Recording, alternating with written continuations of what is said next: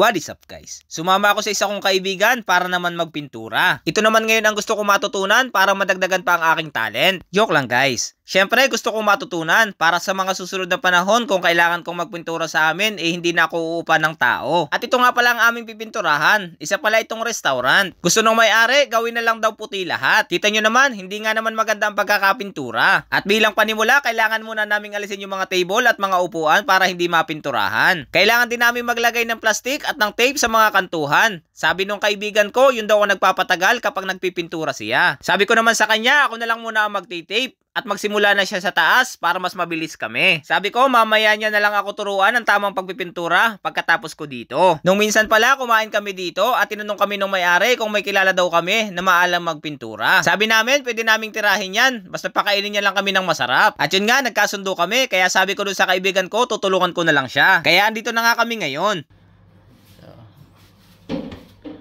Tapos ako naman dito. Ako ang taga plaster ng mga kantuhan. Ito naman ang aking kasunod. Ayan. Tapos na. Pipinturahan na lang.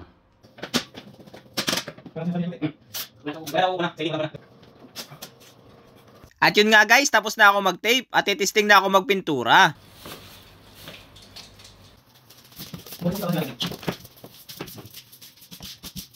Sa una pala medyo mahirap dahil hindi pantay-pantay. Kailangan daw hindi masyadong madiin ang pagpintura. Kita nyo naman, kinakanan at kinakaliwa ko na para lang magpantay-pantay. Sabi nung kasama ko, sa una lang daw yan. Pero pag nasanay na, madali na lang yan. Kaya mga kababayan na nandito sa Germany, kung magpapapintura kayo, ipagkatiwala nyo na sa amin.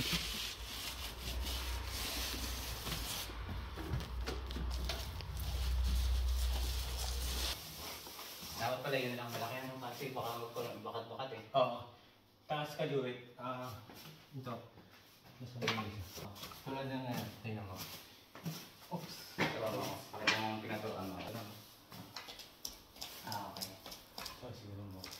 Kasi hindi niya kaya mabutin yung malaking ano eh. Kahit ganyan lang. Okay. Ay, yung kantuhan lang. Kasi yung malaking ano nantitira dito. Ay, doon ako magsimula. Sige, dito ka na. At yun nga guys, kahit pa paano, natututo na ako kung paano talaga magpintura. At sa susunod, kaya ko ng pinturahan mag-isa yung bahay namin.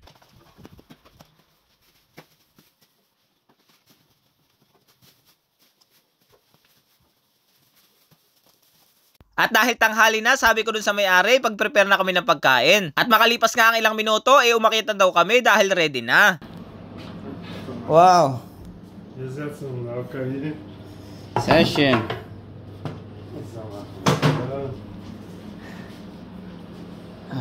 Pastrenki.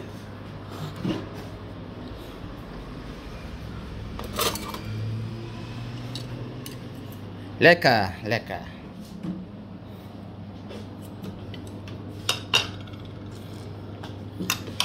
At yun nga guys, tinapay at carbonara ang hinanda sa amin. At pagkatapos nga namin kumain, diretso trabaho na kami para matapos na.